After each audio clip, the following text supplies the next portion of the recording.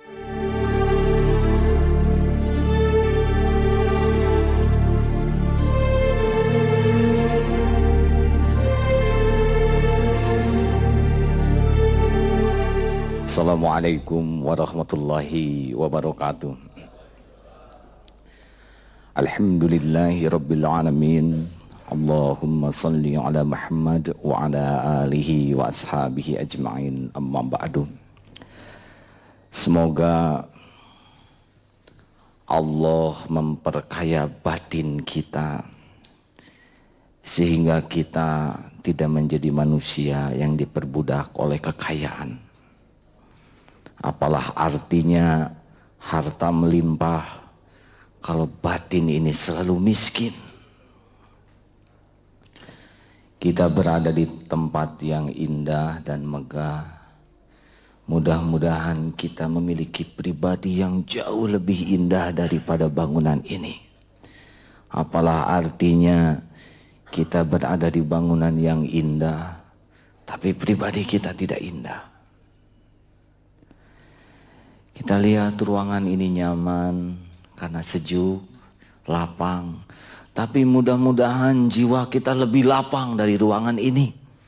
Apa artinya punya tanah yang lapang, punya rumah yang lapang, tapi kalau hatinya sempit? Kalau judulnya masa krisis, apa yang aneh dari masa yang krisis? Tidak ada yang aneh. Yang aneh kalau kita menjadi bagian penyebab krisis itu.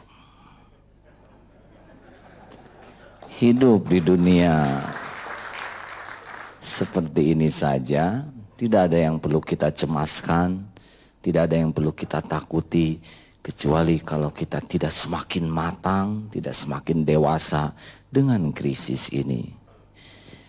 Saat ini Indonesia mendapatkan pelajaran yang amat bermutu dan berharga, di mana manusia-manusia bermutu akan tampil pada saat-saat krisis.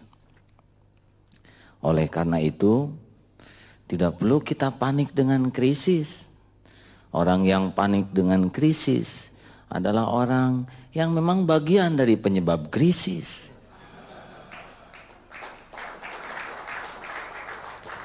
Saudara-saudaraku yang budiman, saya mohon maaf, saya agak bingung. Ini diundang di HIPMI. Apakah saya diundang sebagai mubalik atau sebagai pengusaha? Maka campuran beginilah. Ini adalah penampilan pertama saya menggunakan batik dan sorban.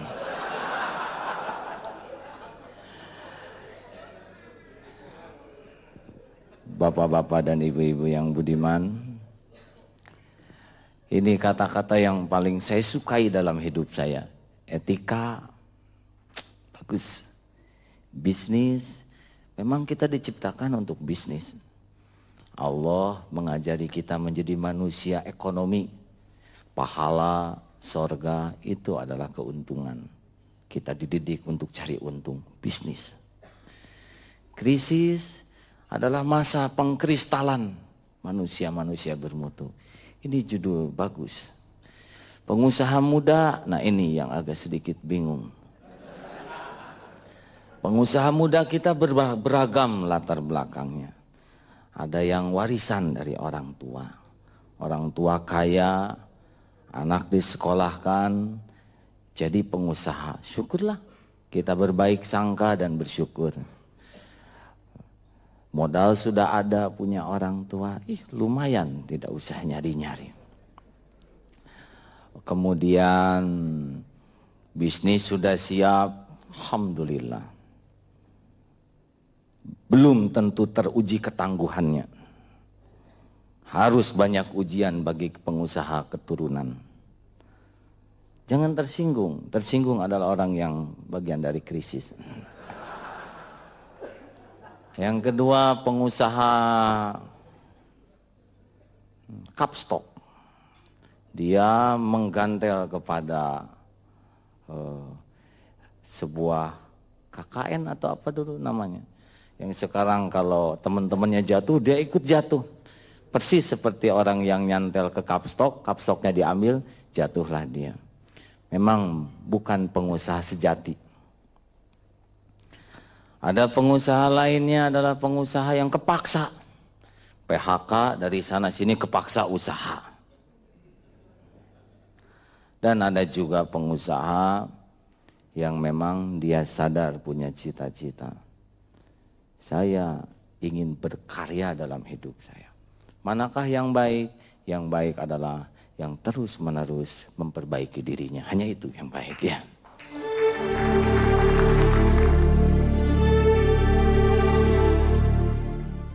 Bapak Ibu yang budiman, alhamdulillah Allah menakdirkan saya menjadi seorang yang senang bisnis dari kecil.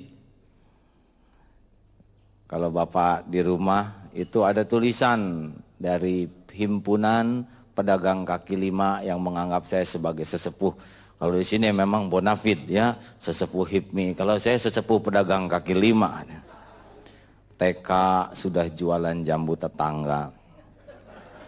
SD jualan petasan, memang dulu masih boleh.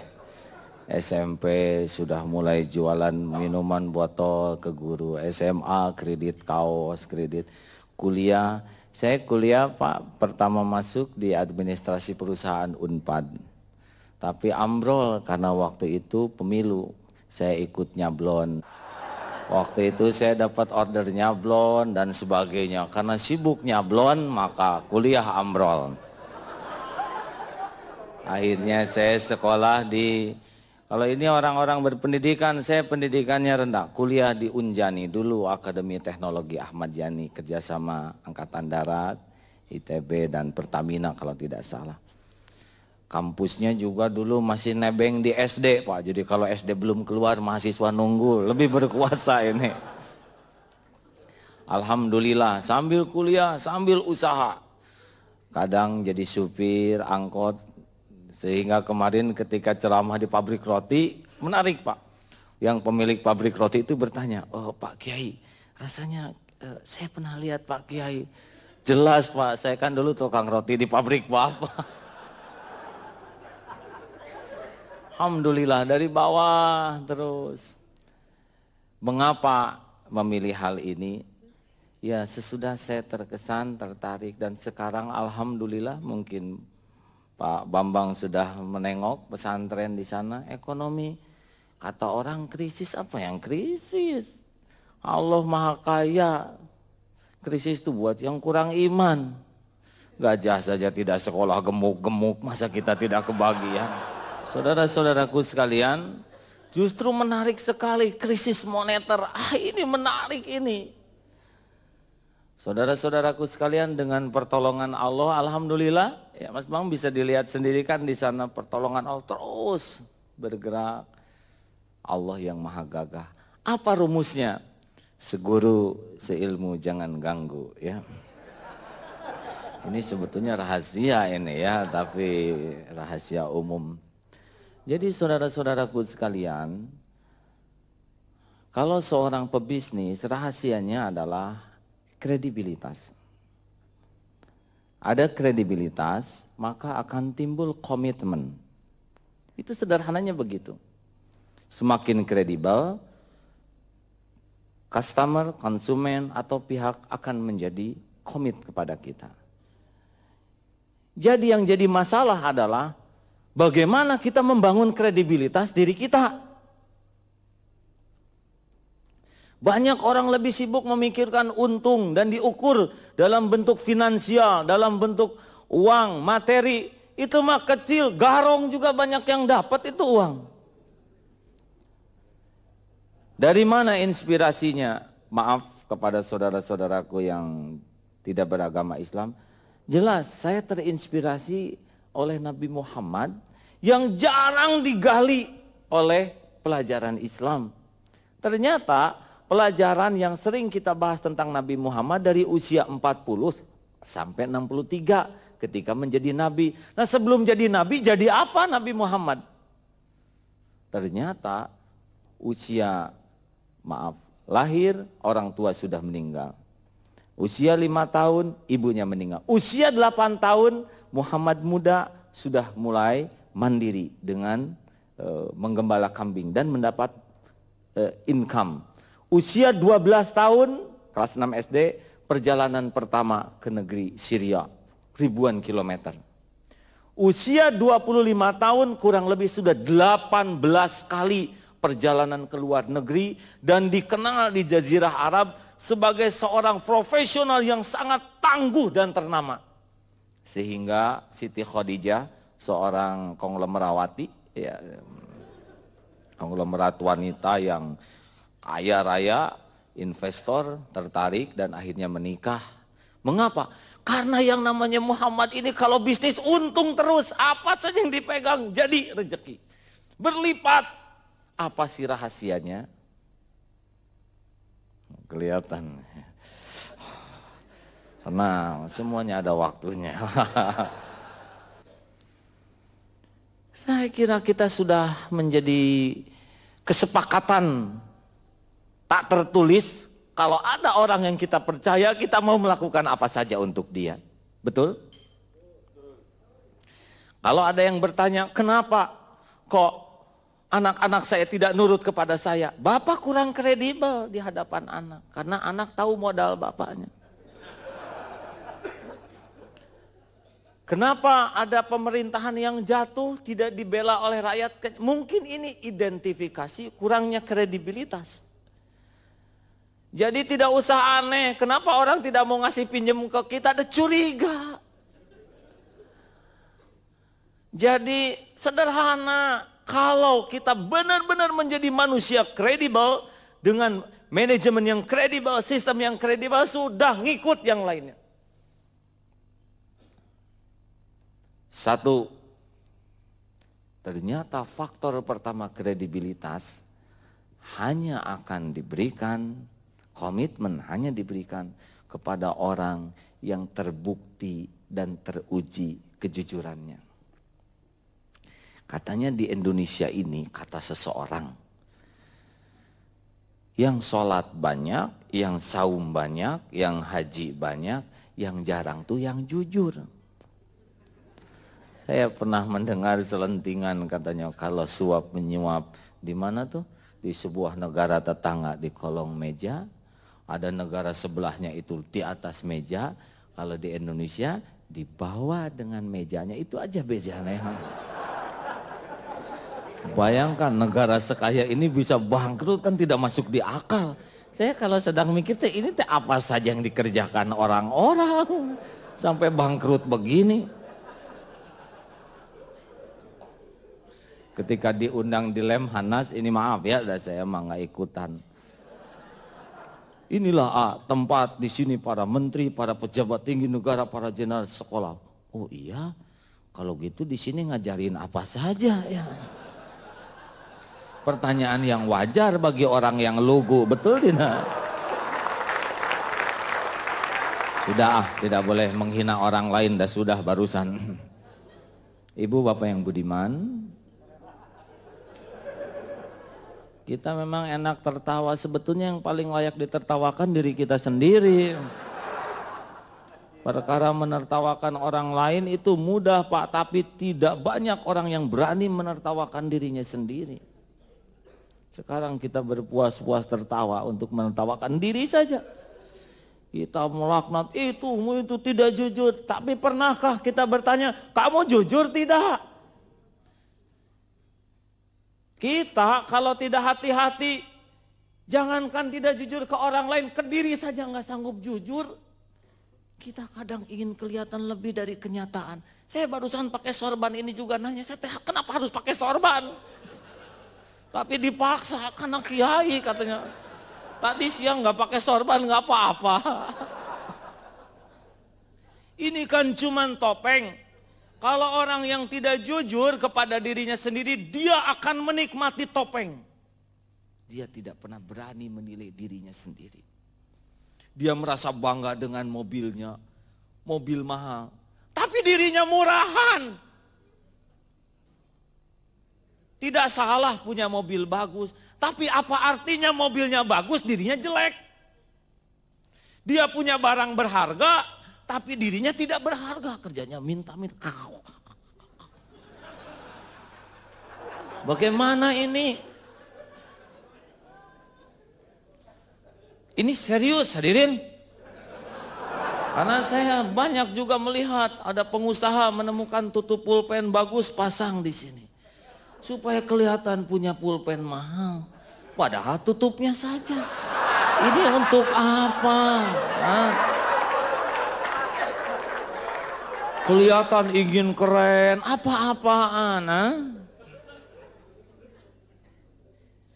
Kalau orang sudah tidak pernah berani jujur melihat dirinya sendiri, terus apa yang akan diperbaiki pada dirinya? Kita sering melihat pemberani itu yang berteriak lantang, gampang, gampang. Ngomong kebakaran tuh mulut nggak akan pernah hangus.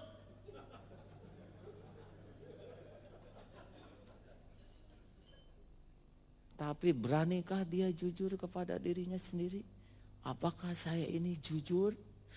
Apakah saya pakai uang kantor? Apakah saya kepada istri saya jujur? Apakah kepada anak-anak saya jujur? Hebat, teriak, mencaci, memaki, padahal diri adalah bagian daripada grup itu. Ini serius hadirin. Saya pesimis pertemuan seperti ini hanya ya kalau enggak disertai dengan keberanian jujur pada diri sendiri.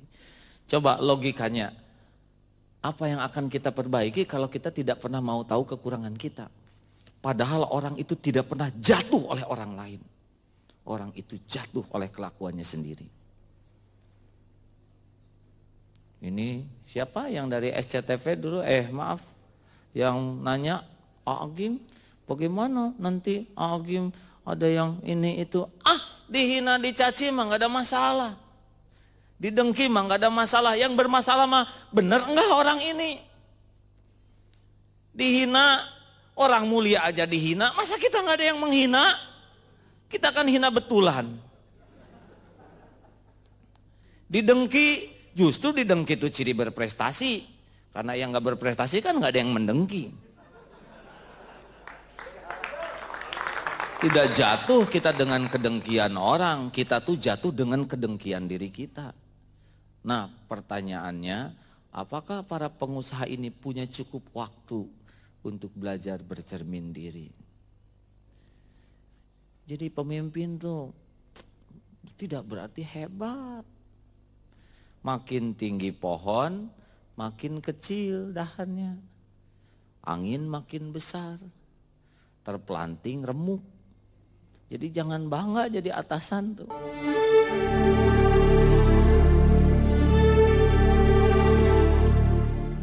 Kalau orang jujur itu merdeka hidupnya. Apa yang kita takuti? PKPN yang tukang hitung-hitung KPN. Maaf itu habis harus sederhanakan kata-katanya. Kenapa orang cemas? Karena enggak jujur. Kalau jujur apa yang mau kita cemaskan? Mau dihitung harta, hitung aja. Kita mah punya mobil jelek, enggak mau ngaku, parkir paling jauh. Ini apa-apa. Pas keluar dari undangan langsung ngedeketin mobil paling bagus. Sama-sama. Tahu-tahu yang diajak yang punyanya karena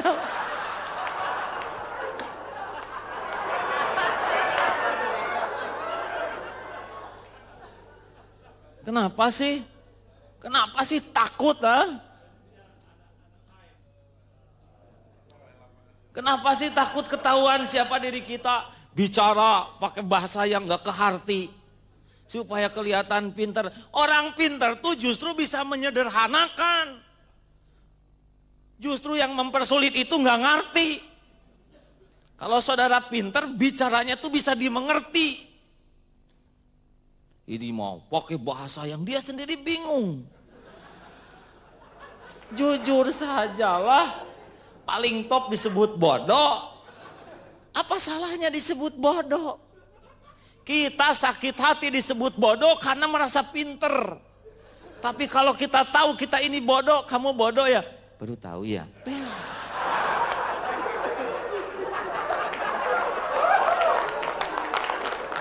Ini fondasi hadirin sekalian.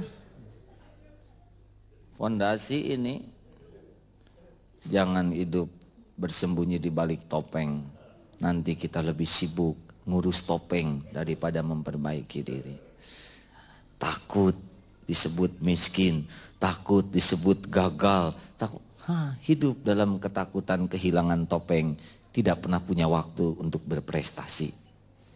Orang jujurlah orang yang punya waktu banyak untuk berprestasi. Karena dia tidak sibuk menyembunyikan diri.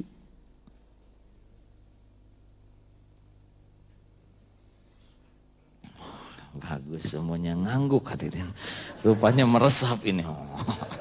Saya harus ngomong apa sama istri saya? Memang butuh proses hadirin.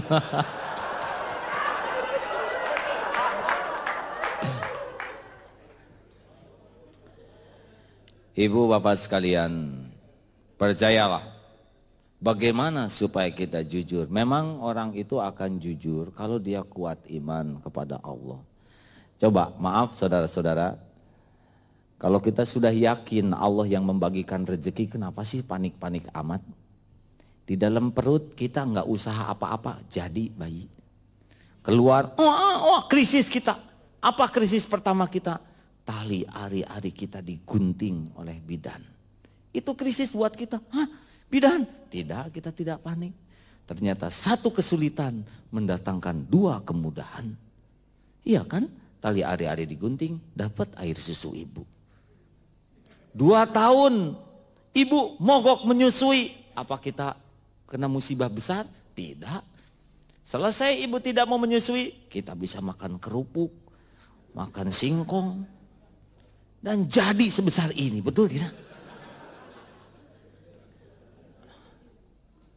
Apa yang harus kita takuti? Percaya, lihat, terima kasih. Coba, saya belum mengatakan saya ini haus.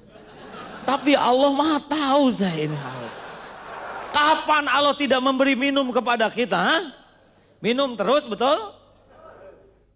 Kenapa sih panik-panik amat? Yang harus kita takut tuh minum minuman orang lain itu. Kita selalu takut tidak dapat rezeki. Sebelum kita lahir sudah beres pembagian rezeki. Kita tidak disuruh mencari rezeki, yang disuruh wabtaghu min fadlillah, mencari karunia Allah atau menjemput jatah kita. Kalau menjemput udah pasti ada. Tinggal kita kreatif atau tidak, itu saja masalahnya. Mau kemana? Masa Allah bikin perut nggak bikin isinya? Kudanil aja berendam segitu gedenya. Belajar sama Kudanil sana. Pengusaha kalah sama kambing. Kambing aja mau menikah tidak pernah panik melihat stok rumput ya. Tapi kan itu kambingnya, apalagi kita punya akal. Jangan banyak mengeluh, kata-kata lemah itu. Nggak ada yang jelek dari suasana ini, yang jelek mah kita aja jelek adatnya. Terus kan jangan ini. Kenapa saya jadi emosional begini? Maka orang akan kokoh menjadi pengusaha yang jujur ketika dia punya iman yang kokoh. Untuk apa? Penjahat saja dikasih rezeki, masa kita enggak ya?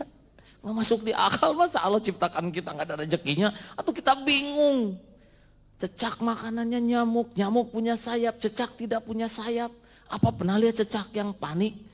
Mengadakan demo, referendum. Ya Allah, apa tidak salah desain ini? Masa makanan kami terbang semua? Sedangkan kami ngedaplok begini.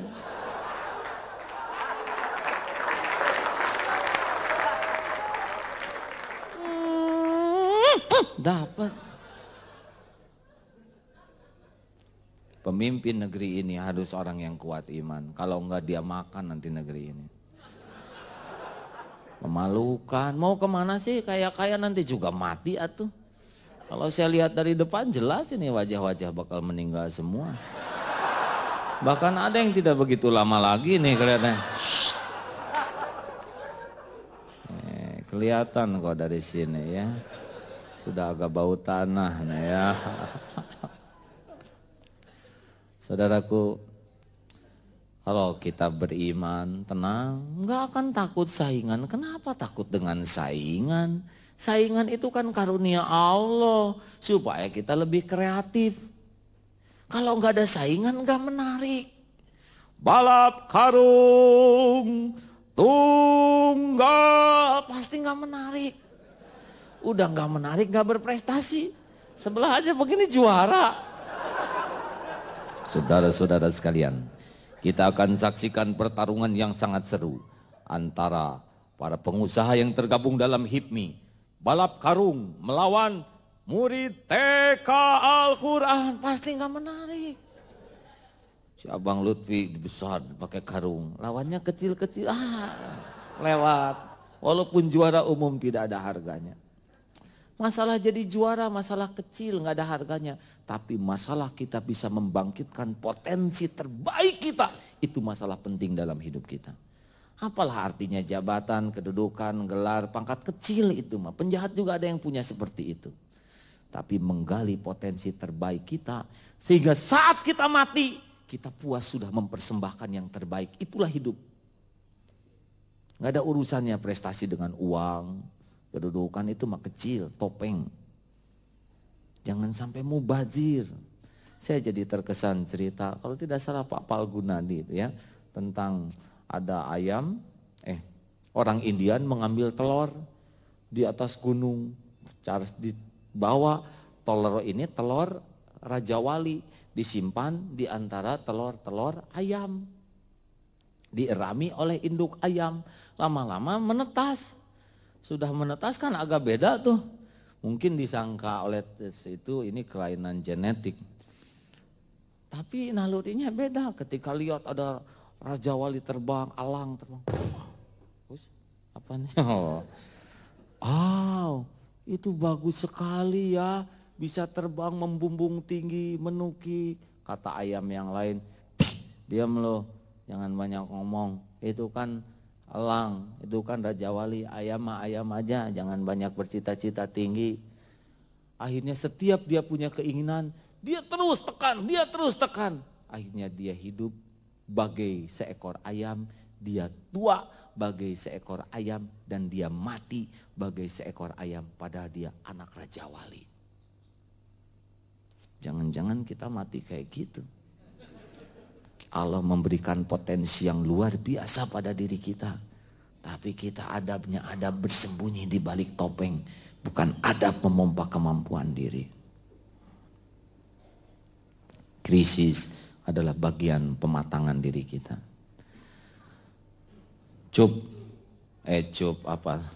Bikin kesepakatan, berani tidak? HIPMI adalah himpunan pengusaha jujur. Kalau itu berani dideklarasikan, insya Allah HIPMI disegani di sini ya. Tepuk tangan satu.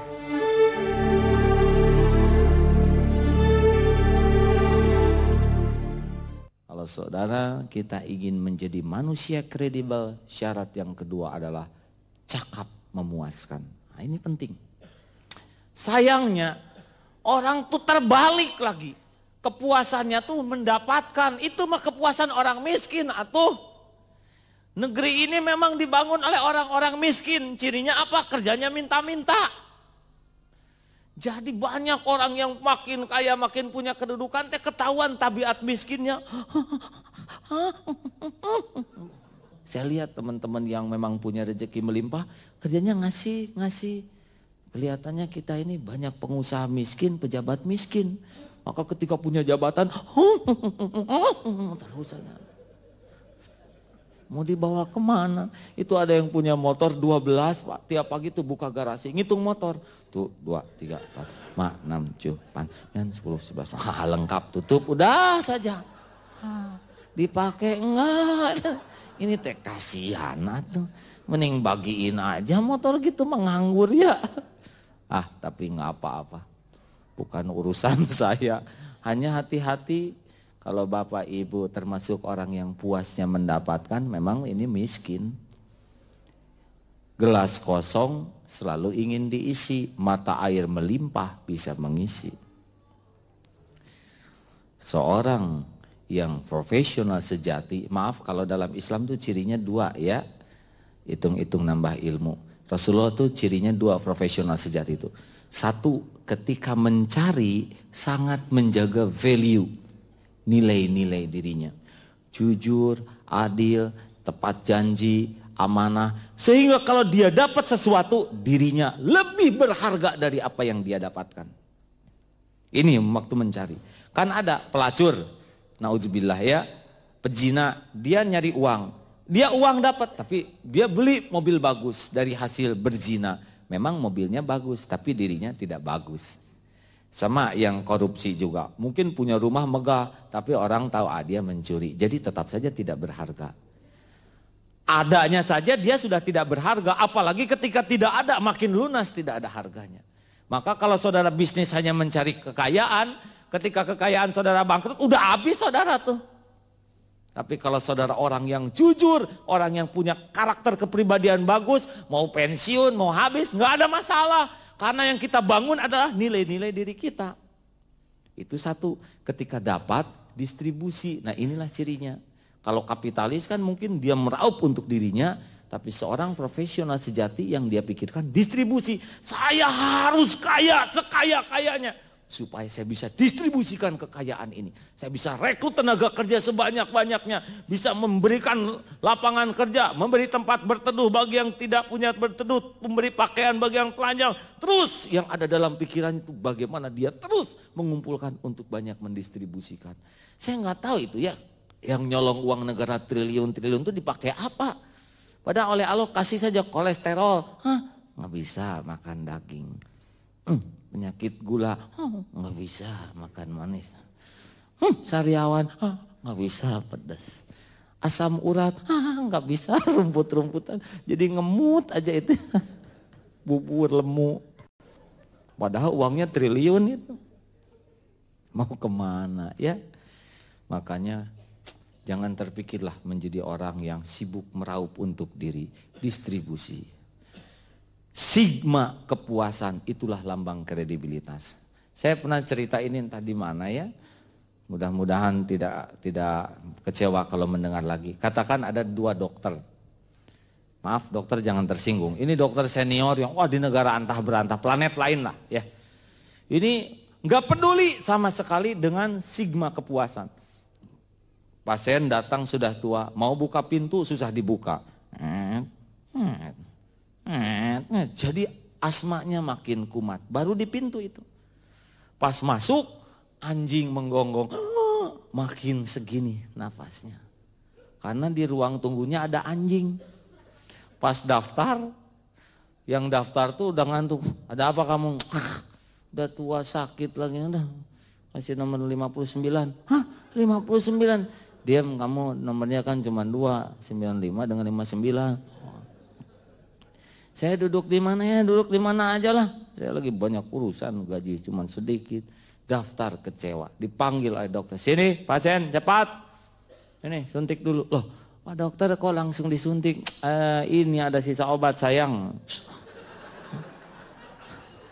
Gimana dokter?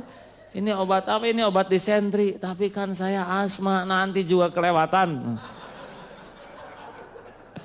Sudah bayar berapa dokter? 200.000. 200.000. Kamu kalau nggak punya uang ngomong dari tadi, ambil lagi obatnya. Ini nggak pernah ada dokter begini. Bayangkan, buka pintu kecewa, ruang tunggu kecewa, daftar kecewa, dipanggil dokter kecewa, diobati kecewa, bayar kecewa, pulang ke rumah asma sudah ambil. Laporkan ke ketua RW. Jangan ada yang datang ke dokter error itu. Dia berpenyakit dokternya. Sebelum saya ke dokter tidak separah ini. Sigma kekecewaan melahirkan kutukan. Istri yang mengecewakan suami, sigma kekecewaan membuat suami tidak betah. Masuk ke rumah, lihat istri, mana? Kamu pulang dari mana? Sampai ke kamar, mama, di mana anduk? Ambil sendiri tuh ada bekas mama tuh. Mau makan, ada makanan apalah, gaji sedikit, usaha lagi jelek, banyak pengen makan. Di kamar lihat istri rambut seperti Don King. Wajah pakai masker. Aduh, kecewa. Lagi jalan kentut.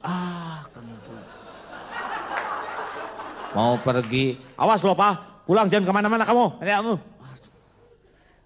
Datang, tidur, makan, mandi, sigma kekecewaan.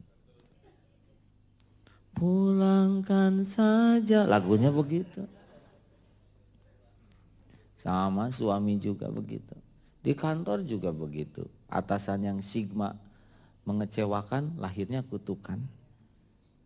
Sayangnya kita tuh yang dipikir tuh kepuasan kita. Coba dokter muda yang ngerti ilmu kredibilitas, baru juga akan ketuk pintunya, otomatis tiba-tiba disambut oleh perawat. Assalamualaikum, silakan masuk. Kayak ke pesawat tuh ya. Wow, ini seperti pramugari ya. Ibu sakit apa? Saya asma. Ibu, orang sakit itu digugurkan dosanya bagai gugurnya daun-daun. Semoga setiap ibu bernafas, ibu bisa gugur dosanya. Mas, udah mulai lancar, baru juga daftar. Tuh begitu. Ibu silakan duduk. Neng, ibu nomor apa? Ibu nomor 1J. Oh, ibu nomor 1? Benar, ibu 1J. Ibu gak peduli huruf apa, yang penting nomor 1 kan? Iya, Bu. 1A, 1B, 1A.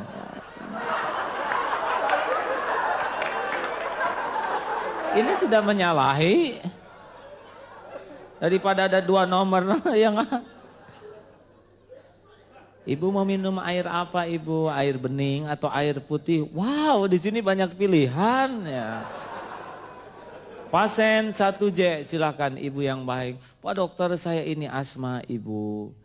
Saya hanya seorang manusia biasa yang tidak bisa menyembuhkan, Allah yang menyembuhkan. Tapi mudah-mudahan bisa menjadi ladang amal bagi saya, ladang amal bagi ibu. Ibu ini resepnya ya, dan jangan lupa ini resep yang tidak boleh ibu lupakan. 1, istighfar setiap hari ya, taubat. Yang kedua, tiada hari tanpa sedekah Bu. Oh ya, dan yang ketiga 5S. Senyum kepada siapapun, salam, sopan kepada siapapun, sapa dengan ramah dan santun. Ibu akan enak loh. Masa? Berapa bayarnya Pak dokter? Silakan di luar saja diurus. Tanya perawat, berapa dokter baik ini bayarnya? Berapa bayarnya? Ibu, kata Pak dokter, orang sakit itu sudah ditimpa kesusahan. Tidak boleh dibebani apa-apa. Kecuali bagi pasien yang tahu harga diri dan tahu balas budi. Oh, ibu tahu harga diri. 200.000 cukup? Pulang ke rumah. Baru ibu lihat ada dokter begitu hebatnya. Ibu mah sehat tidak sehat mau tetap datang ke dokter itu. Tidak pernah ada iklan terbaik kecuali kepuasan orang lain. Pertanyaannya, sigma apa yang didapatkan dari orang yang berjumpa dengan kita? Sigma apa yang mereka dapatkan ketika nama kita disebut? Ini yang harus kita renungkan. Orang yang inginnya diberikan kepuasan tidak bisa. Di dalam Islam, Sayyidul Qaum Khadimuhum. Sayyidul Qaum Khadimuhum. Pimpinan satu kaum adalah orang yang berkhidmat. Orang yang ingin mendistribusikan kepuasan, kemuliaan bagi orang lain. Bukan dia yang dipuaskan. Kepuasan kita adalah ketika kita banyak berkorban, bukan mengorbankan orang lain. Itulah yang akan membangkitkan kredibilitas.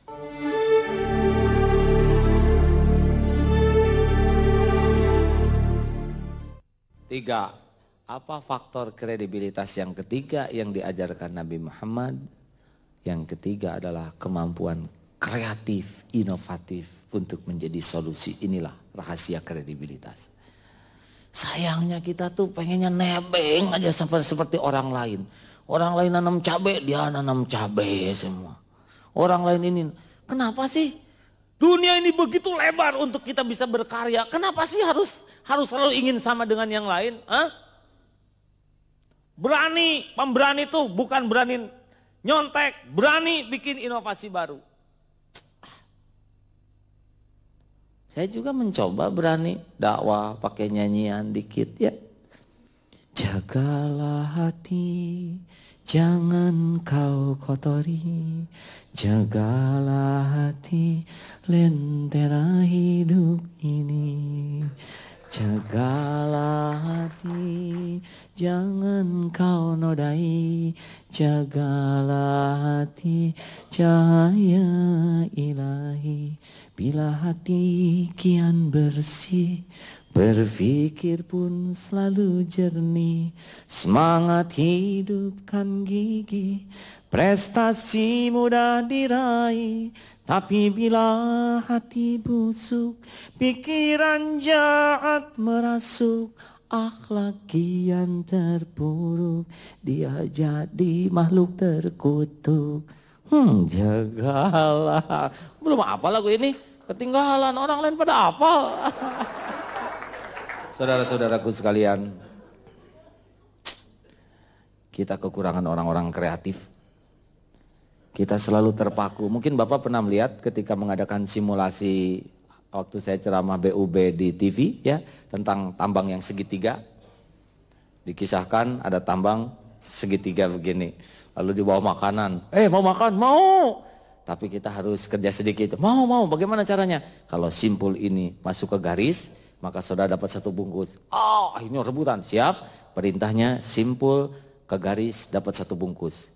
Kemana saja terserah. Akhirnya dibagi 3. Wah, rebutan. Tarik tambang luar biasa. Dapat 1 saja susah. Akhirnya ada yang dapat 2, ada yang tidak kebagian. Berbaring. Tanya, apa hikmahnya? Hikmahnya untuk mendapatkan sesuatu harus kerja keras. Bagus. Apalagi hikmahnya? Harus punya pengorbanan. Bagus. Pertanyaannya, saudara-saudara, siapa yang nyuruh tarik tambang? Perintahnya kan cuman kalau simpul ke garis dapat 1 bungkus. Itu Pak, saya mengadakan simulasi itu, para direksi tingkat tinggi juga sama begitu. Sampai ditarik nggak boleh, narik nggak kuat, begini saja. Padahal orang tidak paham perintahnya. Kita kalau lihat tambang gede pikiran tarik tambang saja begitu.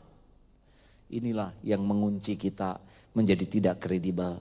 Selalu terpaku oleh pendahulu. Selalu terpaku, jangan takut, inovasi saja. Ini Bang Lutfi, jangan mau sama pendahulunya, ngarang saja yang baru ya. Masih luas sekali kita bisa berkarya di dunia ini, betul tidak? Halo? Rugi atuh kita nyontek, mau digimanain ini diri kita. Potensi tiap orang beda-beda, potensi tiap masa beda-beda, ini kesempatan kita.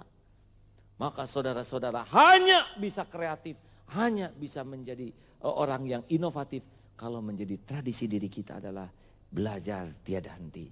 Inilah masalah terbesar sebagian pengusaha, merasa pinter padahal nggak begitu-gitu pinter, merasa brilian padahal kepaksa, lulusnya juga didongkrak, tapi gaya diutamakan. Pengusaha yang akan kredibel adalah pengusaha yang secara sistematik terus mengupgrade dirinya, akhlaknya, ilmunya, wawasannya, sehingga kekayaannya melekat pada dirinya, bukan pada topengnya. Percayalah, hanya orang-orang yang kreatif dan yang bisa menjadi solutif, itulah yang akan selalu ditunggu kehadirannya di bumi pertiwi ini. Katanya Mas Bambang nanti mau nyanyi sebelum dikalahkan harus duluan. Jagalah hati, mau dengar? Ini karena mau dijadikan lagu kebangsaan kedua nanti Pak. Jadi kalau ada masalah rapat kabinet, bagaimana ini? Jagalah hati, jangan kau kotori. Jagalah hati, lentera hidup ini. Demo juga begitu. Ketika langsung para polisi itu, jagalah hati, jangan kau nodai. Jagalah hati, cahaya ilahi. Bila hati bertawadu, hidup indah semanis madu. Akhlaknya menawan kalbu, berpisah pun selalu dirindu. Tapi bila hati tak kabur, batinnya selalu berdebur. Merasa sehebat guntur, akhirnya masuk kubur. Semoga pertemuan ini penuh berkah. Saya baru 2 hari tiba dari Tanah Suci. Boleh saya ikut berdoa sedikit? Ya. Mudah-mudahan doa ini diijabah. Wahai yang Maha Agung, yang Maha Mendengar, Engkaulah yang menciptakan diri-diri kami. Engkau pula yang Maha Tahu apapun yang kami perbuat. Ampuni andai kata selama ini kami tidak mengenal-Mu ya Allah. Ampuni jikalau kelebihan yang Engkau titipkan membuat kami sombong dan takabur. Ampuni jikalau karunia yang Engkau amanahkan membuat hidup kami ria dan pamer. Bukakan hati kami ya Allah agar kami dapat mengenal-Mu, sehingga tiada kesombongan pada diri kami. Sehingga tiada sifat ria dan pamer pada diri ini, selain keikhlasan dan kerendahan hati. Ya Allah, bukakan hati kami agar dapat mengenal arti hidup ini. Jangan biarkan kami tertipu oleh kesibukan dunia yang membuat kami lupa kepada akhirat. Jadikan kesibukan dunia kami menjadi amal ibadah kami. Jadikan kegigihan kami mencari nafkah menjadi amal soleh kami. Jangan biarkan kami tergiur oleh harta haram ya Allah. Jauhkan dari kami sejauh-jauhnya apapun yang Engkau haramkan. Dan dekatkan pada kami apapun yang Engkau sukai. Ya Allah, bukakan hati kami agar dapat mengenal diri kami sendiri. Jangan biarkan kami menipu diri ya Allah.